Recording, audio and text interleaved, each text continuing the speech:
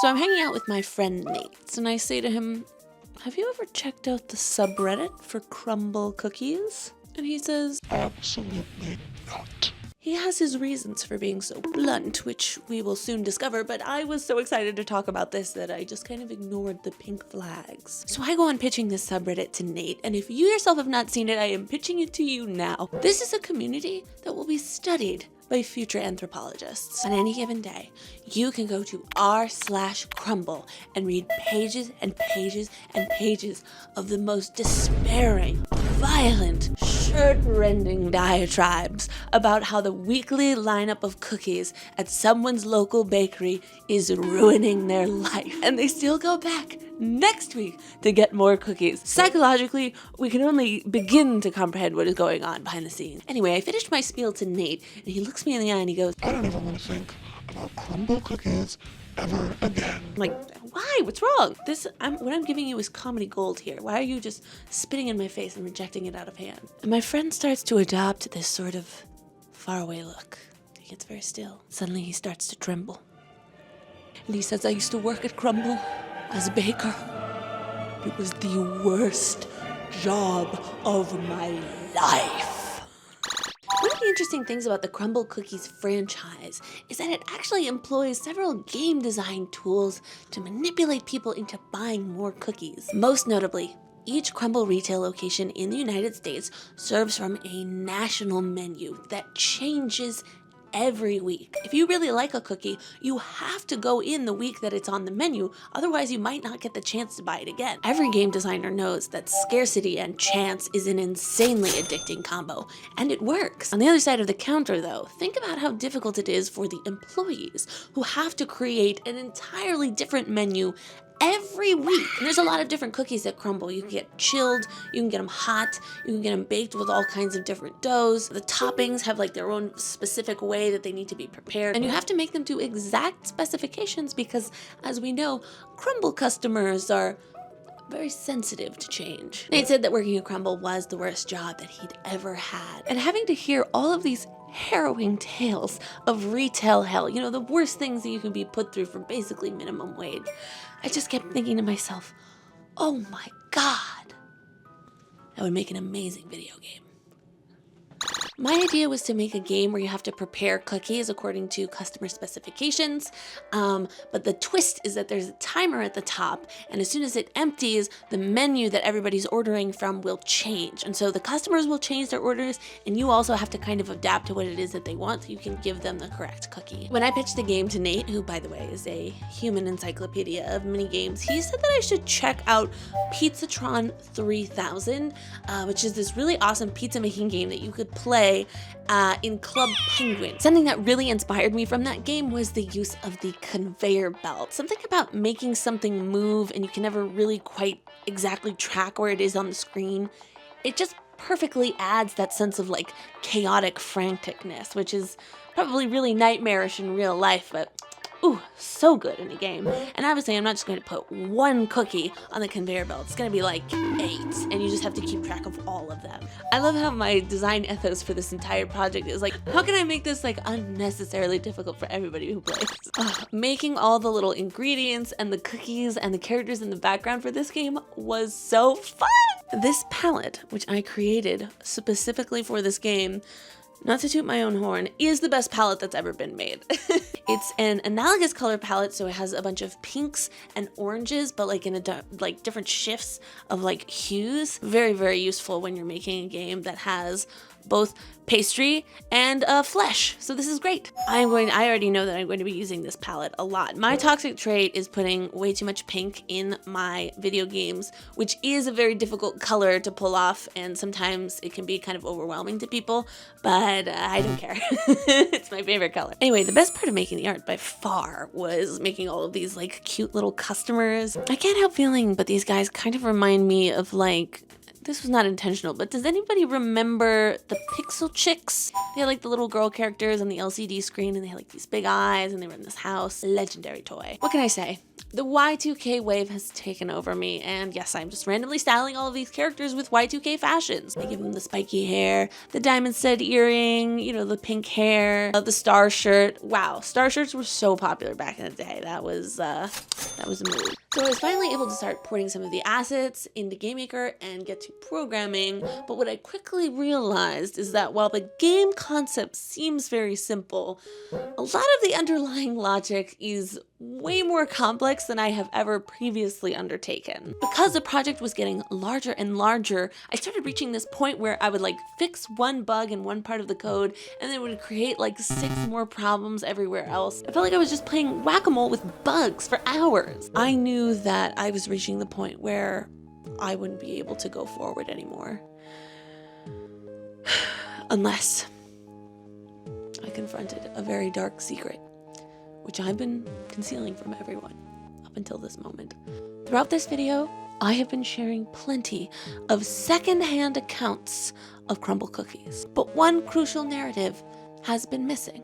What do I personally think about Crumbl? And the truth is, I didn't share my opinion with you guys because I don't have one. I myself have never eaten a Crumbl cookie. Now you know why I've struggled as much as I did. If I want to make a game that truly captures the towering heights, the lowest of lows, the victories and the despairs of the Crumbl Cookie experience, I just can't sit on the sidelines anymore. I am going to have to eat a Crumbl Cookie. Don't try to talk me out of it. You must understand. This is part of my artistic process. So let's go on a field trip.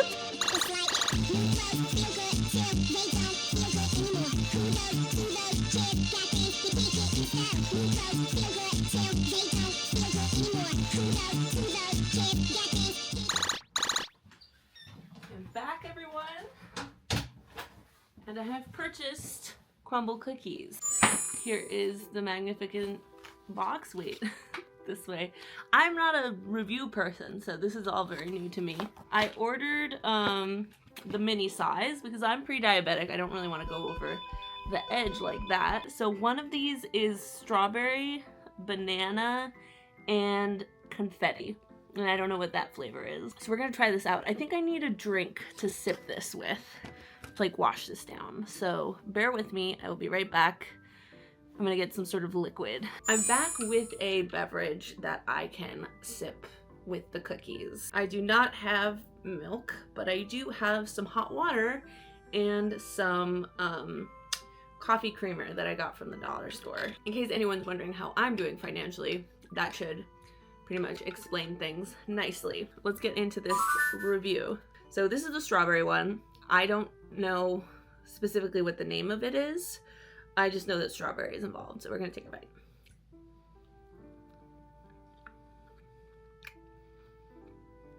I don't taste strawberry at all. Not a strawberry in sight for that one. Ooh, and that's very sweet. Okay, that tastes like they waved it over a strawberry, but I didn't detect strawberry in there at all. So that was a cookie. Okay, this next one is banana something. I'm kind of bummed that there wasn't like a peanut butter flavor. Peanut butter cookies are my favorite type of cookie. So you know I'm not allergic to nuts, but yeah, they didn't have it. So I just got whatever this is, banana, so we're gonna try it.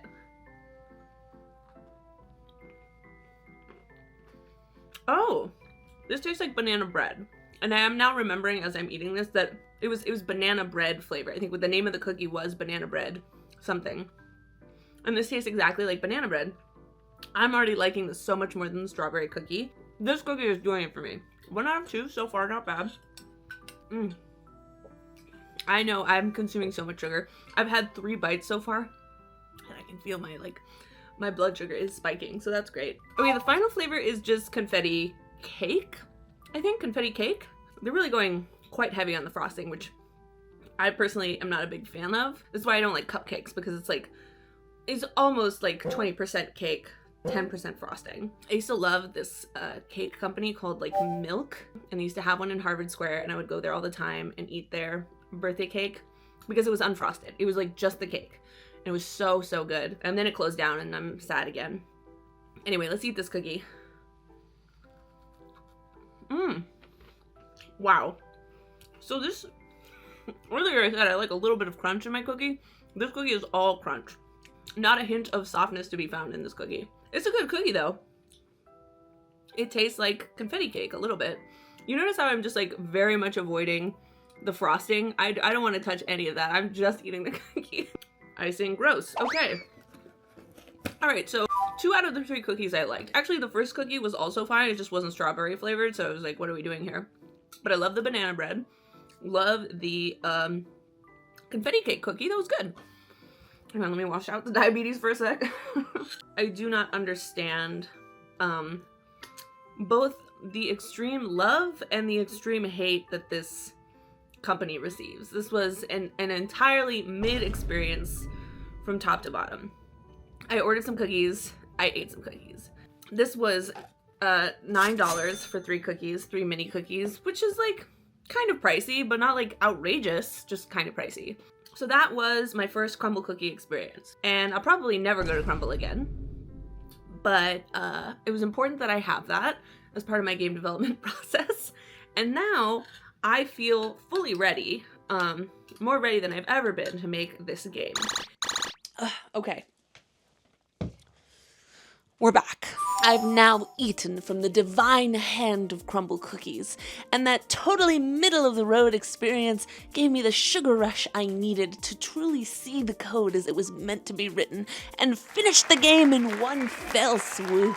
I'm just kidding. The game took like 2 weeks, and I had several mental crash outs in between, but I did finish, and you can play the game now if you would like. So when the game starts, the customers at the top are going to slide in and tell you their order, and you have to click and drag ingredients onto the cookies that are coming out of the oven to kind of match what's on the menu, and then you have to click and drag the cookies onto the customer to give them what they ordered.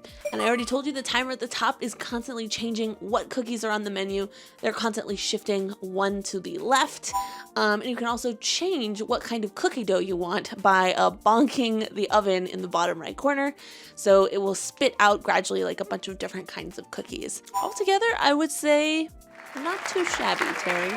You'll remember earlier that I said this is probably the most ambitious project that I've undertaken so far, and it's really cute, but I wish it showed more in that final game. Look at this tiny window of cute little cookies and customers, and nobody realizes that under the hood is a great gnarled beast of GML that I was wrangling with for hours. But I'm still insanely proud of it for a couple of personal reasons. So first off, way back when I started learning Game Maker, I was constantly having to look at the documentation to refresh my memory about the correct verbiage and the syntax of everything. I mean, I was a complete beginner. But during this game making process, I realized that I was writing most of the code from my own knowledge. Like, I could actually figure out what it was that I needed to do in my own mind and write it in the IDE, and it would generally work. And all of the new stuff that I'm learning, by the way, is a lot easier to understand now that I have a much better foundation in programming. So for example, I used paths for the first time with the conveyor belt, and I experimented with writing structs. All the recipes in the game for the cookies are written in structs. I'm pretty sure I did it wrong, but I still tried to do it and it still works, so I'm gonna count that as a win. If I had more time to work on the game, I would definitely add a proper title screen and add sound.